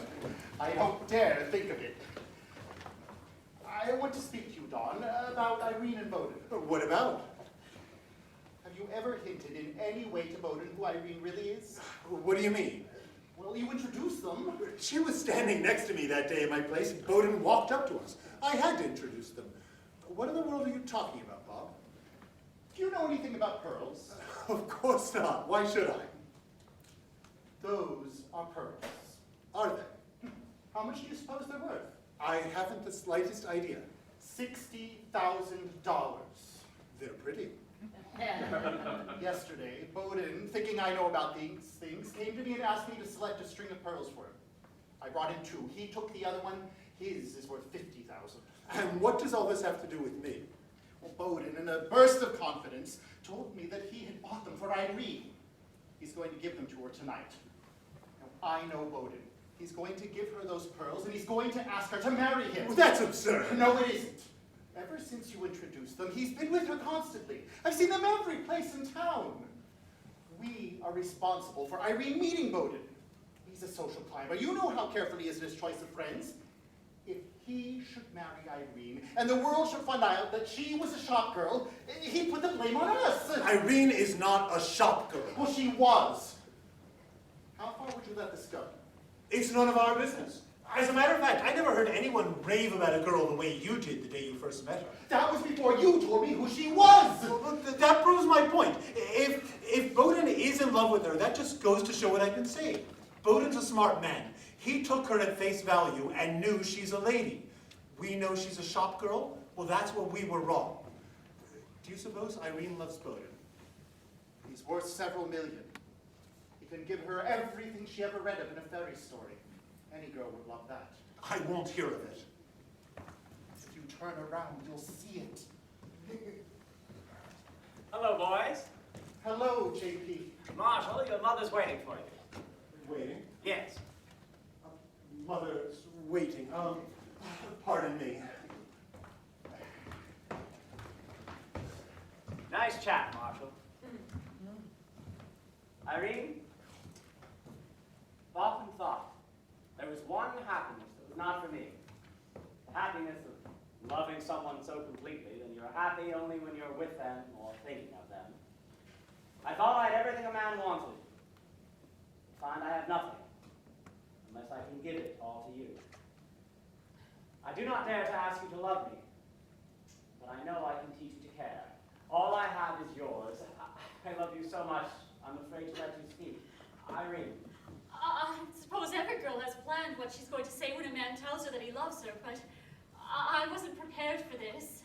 You mean everything to me. That's the selfish side of my love.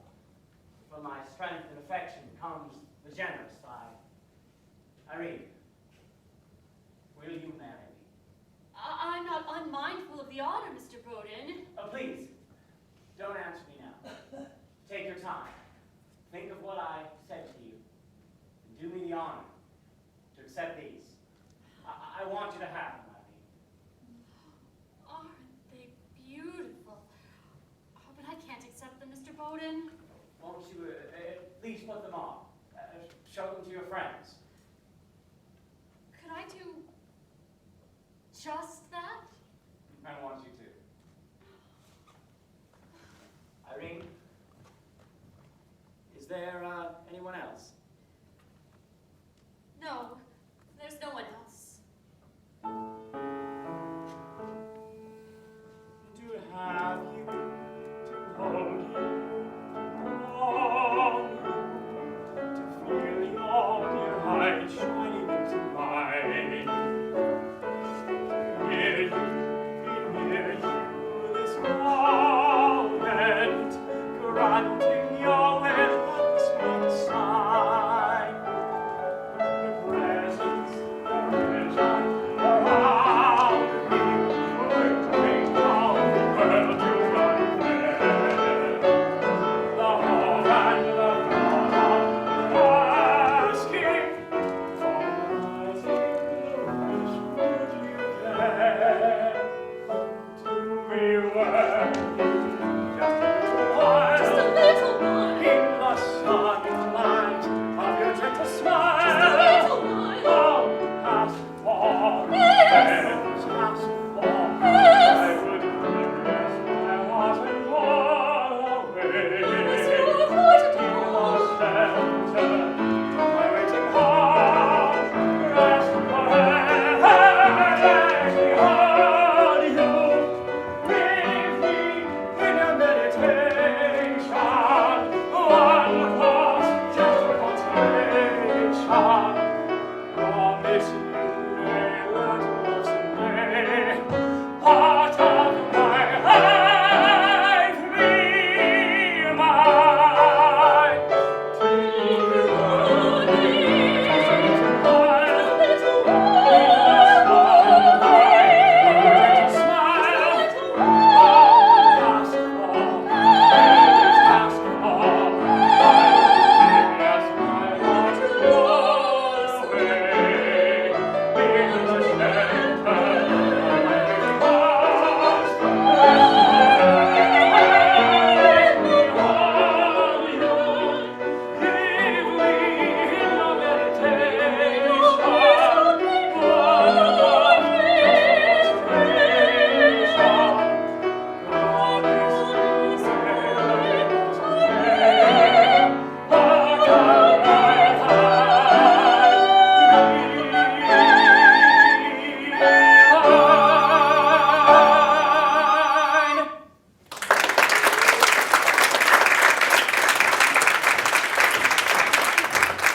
Oh, Irene! Where did you get those beautiful pearls? Are they real? Shh, Mr. Bowden gave them to her. He didn't give them to me, Jane. I just wore them so you could see them. You mean you're going to give them back? I want Irene to have them.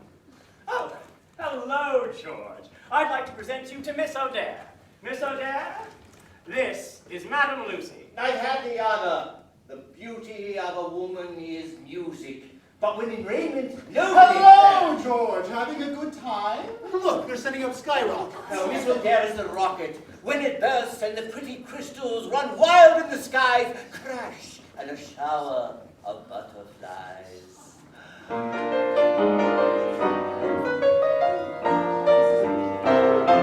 When a walk is shooting up on high, and its glare illuminates the sky, I get so excited I could fly. When the roosting up above, I would rather watch a rocket fall than see any other sight I know. Oh, my God begins to flutter so. It's the fun that I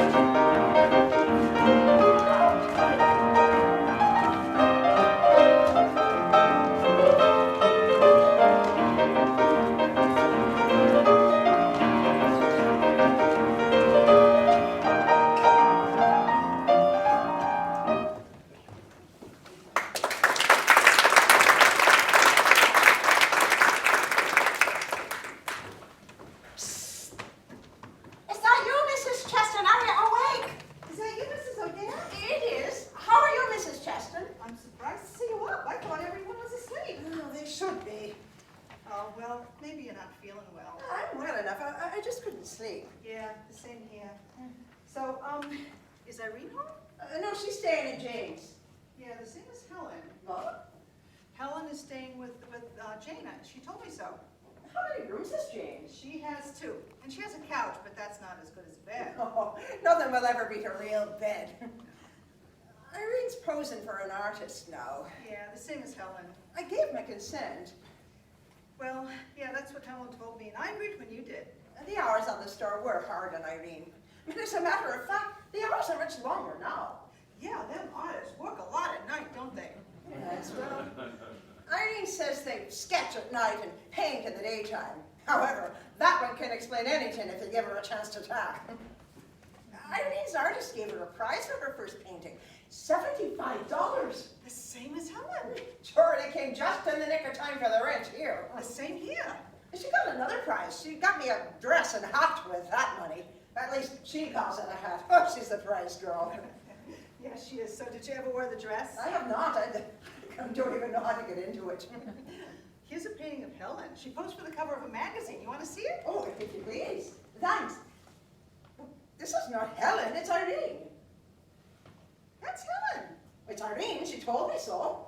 Oh, well, I know it's Helen because she told me she posed for it. Are you sure it's the same magazine? Oh, I'm sure. Well, now, what do you think of that? The lying little devils. Knock on the door. I knew I was staying up for something.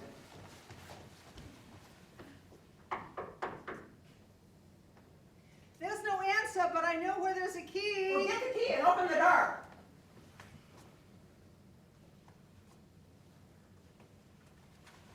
Helen's not there. Irene's there? No, Jane, none of them. What do you think? I can't think. Well, if you were to ask me right out plain, Mrs. Chester, where your Helen was after passing the lie to you, I'd have my suspicions. But if you were to ask me the same about Irene, I couldn't think at all. And it's after midnight. I know the time to the minute.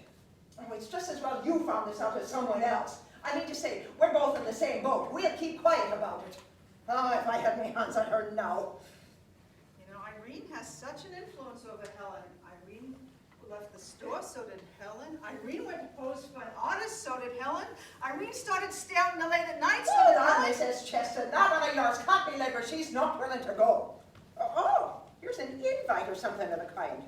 Mr. James Pearson Bowden requests the pleasure of Helen Cheston's company. What is it? It's an invite to a ball or a shindig of some sort that's taking place tonight.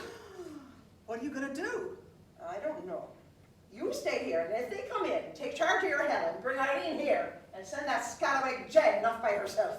I'm going out. Where are you going? Never you mind. But if Irene's in this city tonight, I'm going to find her.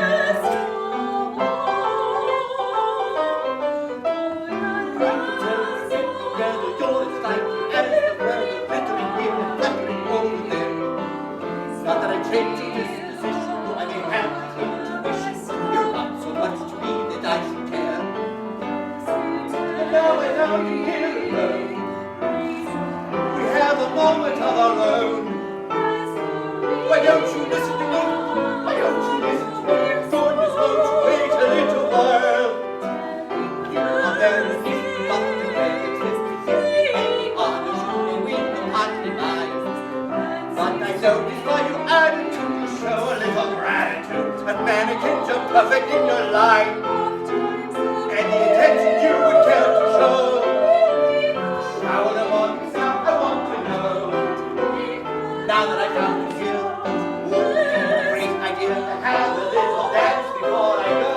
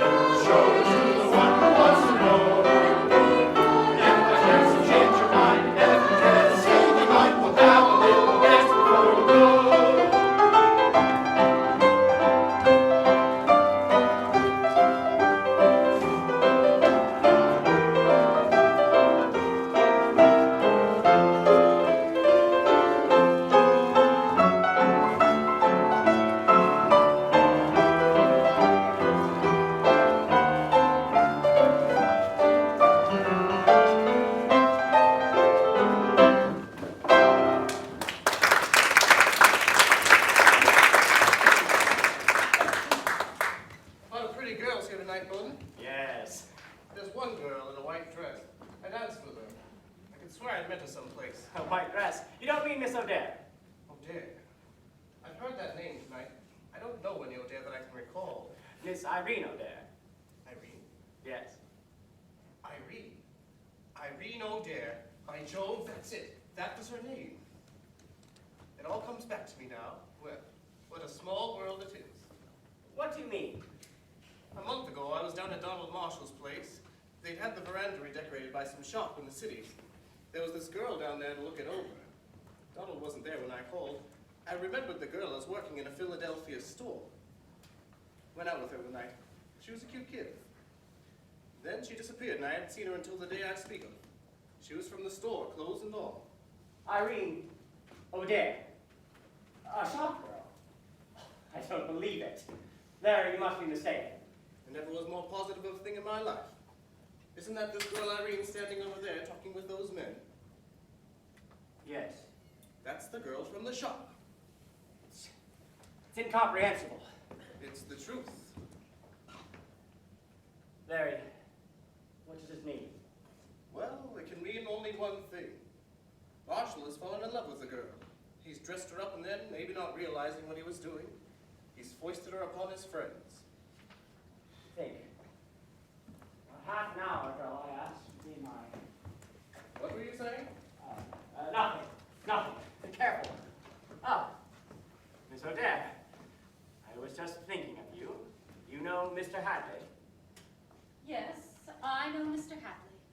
Yes, you met him at Donald Marshall's place about a month ago. Yes. Oh, by the way, I saw a clasp on a string of pearls with a much nicer pattern than these. What do you say we have them replaced today?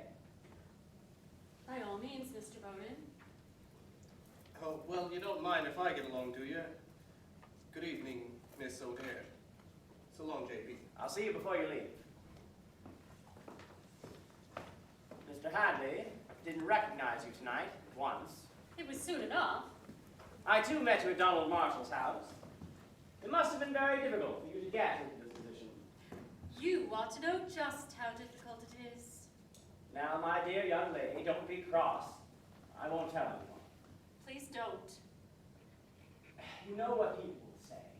they won't get a chance to say anything.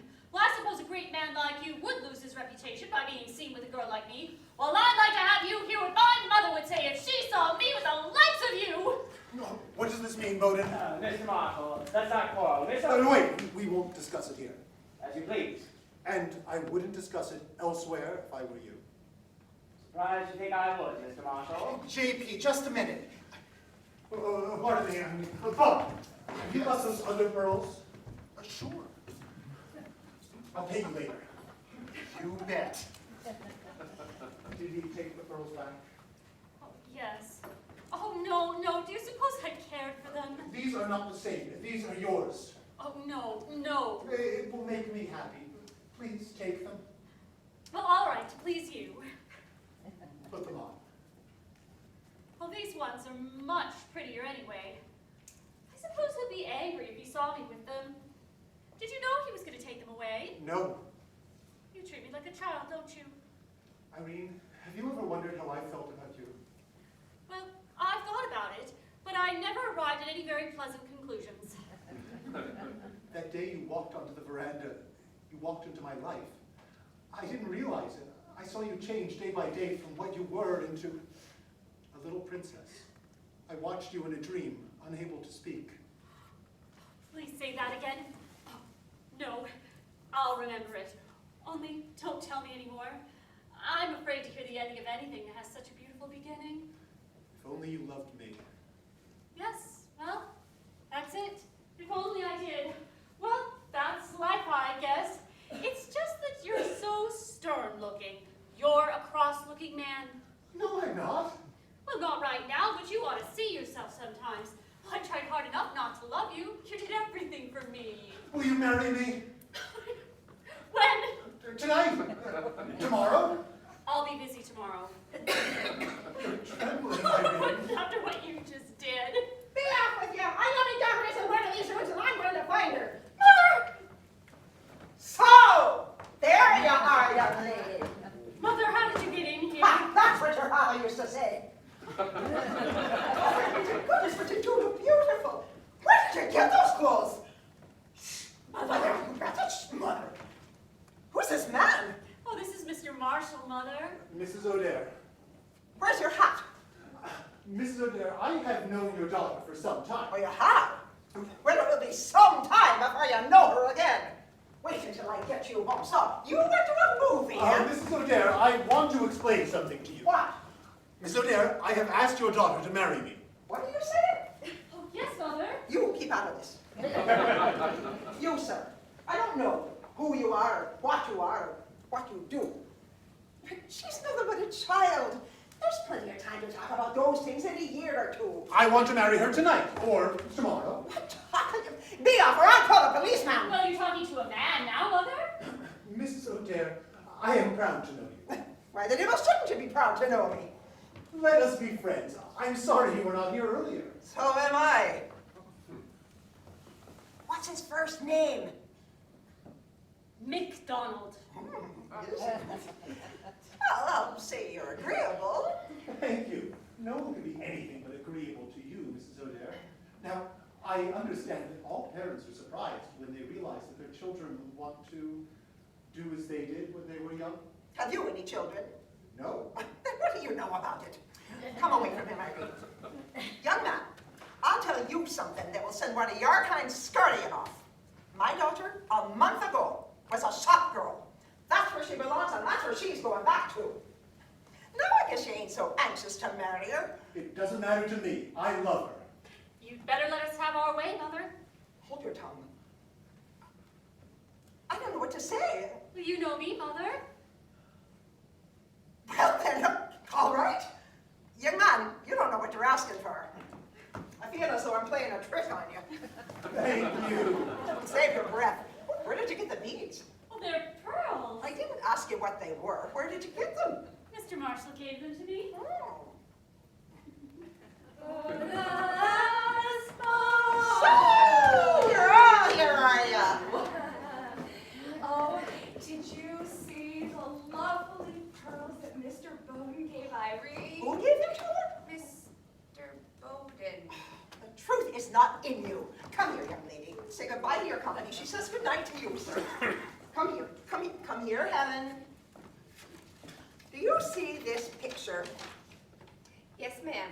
Your mother says you told her you posed for it. I did. And is that the truth? Of course, it's the truth. Ah, now, me fine young lady, get out of this if you can. You told me you posed for it. We both posed for it. It's a composite picture. A what picture? It's Helen's nose and mouth and my hair and eyes. Ah, sure, there's no stump in here. Jane, come here. Tell me where Irene bought me this dress. At the store where she used to work. Well, at least you were very on that. Oh, Mrs. O'Dare, I want you to meet Madame Lucy. Who did you say? Madame Lucy. Oh, the saints preserve us. I know, Mrs. O'Dare. Her daughter ordered this gown from my shop. Jane, you're as bad as the rest of them. Oh, get out of that. Irene, what kind of a man is this? There's something in the air that seems to ring of love and laughter. Reaching everywhere, it's just the spirit we are after. Something that we can't resist. Is there something we have missed? Oh, Daddy, Oh, Annie, don't you think it's time for dancing? Something in the air that sets your heart and sense a tripping.